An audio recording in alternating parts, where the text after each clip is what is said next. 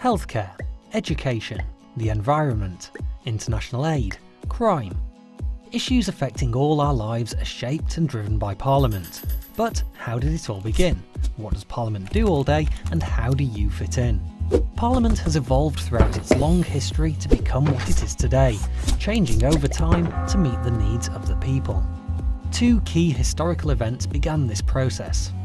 In 1215, King John put his seal on Magna Carta and agreed to a list of 63 rules set out by a group of barons. This ensured for the first time that no one, not even the king, was above the law. 50 years later, Simon de Montfort, for the first time, invited representatives of the towns and shires to his 1265 Parliament. These events established the foundations for the representative democracy we have today, and from this point onwards, the power to make decisions for the nation passed, over time, from the monarch to Parliament. Let's take a closer look at the UK Parliament today.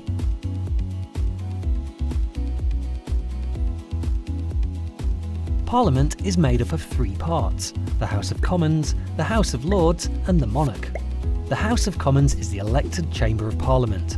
It debates big issues, proposes laws, amends existing ones and challenges the government's work. There are 650 members of Parliament, or MPs, who each represent a constituency in the UK. They belong to either a political party or are independent, and are elected by constituents of the area they want to represent.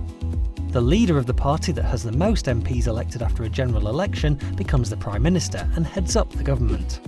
They choose a cabinet made up of 20 senior ministers, who coordinate each government department's work. Parties not in power are called the opposition. MPs from the opposition and government question the government on policy and proposed laws.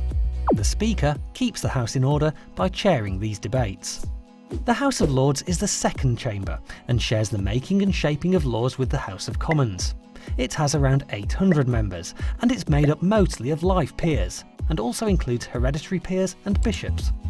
Lords are selected for their knowledge and experience and hold government to account by using their expertise to look at laws and issues in detail. The monarch's role is mainly ceremonial. They meet the Prime Minister once a week to hear what's going on in Parliament and formally agree every new law. But that's not all. There are also people working behind the scenes who support the work of Parliament: clerks, librarians, researchers and many more. The government has been elected to run the country, and Parliament holds the government to account for us, the public. But how? Prime Minister's questions and ministerial questions give MPs and Lords the opportunity to challenge the government's policies.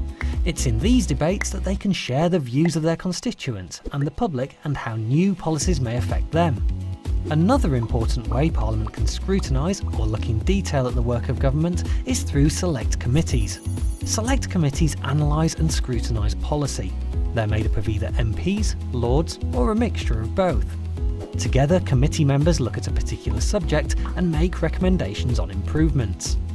Witnesses with expertise in the area under scrutiny are called to give evidence, which is used to help shape the committee's inquiry. Members of the public, like you, with a view on the subject can also give evidence for consideration.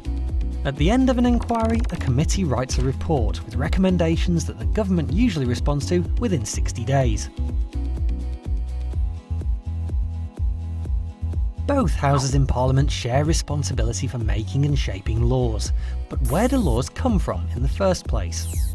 A bill is a proposal for a new law, or to change an existing law, and comes from lots of places, like governing and opposition parties, public inquiries, civil servants or campaign groups. So how does an idea get turned into a law? Imagine the government wanted to place greater controls over the internet. A proposal called a Green Paper is published, which presents the government's ideas for future policy. This is open for public discussion, with interested groups like internet service providers and others likely to be affected. Once findings are gathered, a white paper is published, which outlines a firmer plan for government policy. Cabinet ministers must agree whether the proposal is taken forward. Once agreed, a bill is drawn up, and the minister responsible for the policy introduces the bill to Parliament for debate. MPs and members of the House of Lords comment on, debate or amend the bill through several stages, and at the end of the process, apart from very rare circumstances, it must be agreed by both houses. It's then passed to the monarch, who gives formal approval, or royal assent, and the bill becomes law, called an Act of Parliament. In the UK, we live in a democracy, which means power is in the hands of the people through our right to vote. Throughout history, lots of people in the UK have campaigned for the voting rights we have today. There are lots of different types of elections to vote in: general, local, European. Let's take a closer look at how MPs are elected to the House of Commons through the general election. General elections take place in the UK usually once every 5 years, and every seat is up for grabs. On polling day, voters make a choice from a list of candidates. The candidate with the most votes then becomes that constituency's MP. OK, but how would I know who to vote for? Before elections, candidates need to campaign to get people to vote for them. Campaigning can involve handing out political leaflets, speaking in public debates, talking to people during door-to-door visits, and party political broadcasts. Parties standing for election publish a declaration of their policies during the campaign, called a manifesto. Once elected, an MP represents all their constituents, even the ones that didn't vote or voted for a different candidate. The party with the most MPs elected forms the government, and their leader becomes Prime Minister. And if there's a hung parliament, where there's no clear winner, then a minority government or a coalition government may be created, or a fresh election held. One way to have a say in how the country is run is to use your vote. You have to be 18 or over to vote in general elections, but you can register from the age of 16. There are lots of other ways to get involved and have your voice heard, whatever your age. Remember, MPs represent all of their constituents. But how? You can visit an MP in their local constituency office, or you can even travel to the Houses of Parliament to lobby them in Central Lobby. Lords have knowledge and experience in specific subject areas. You can look them up by policy interest on the Parliament website. Anyone can contact any Lord or their local MP by letter, phone or email to discuss an issue that's important to them or their community.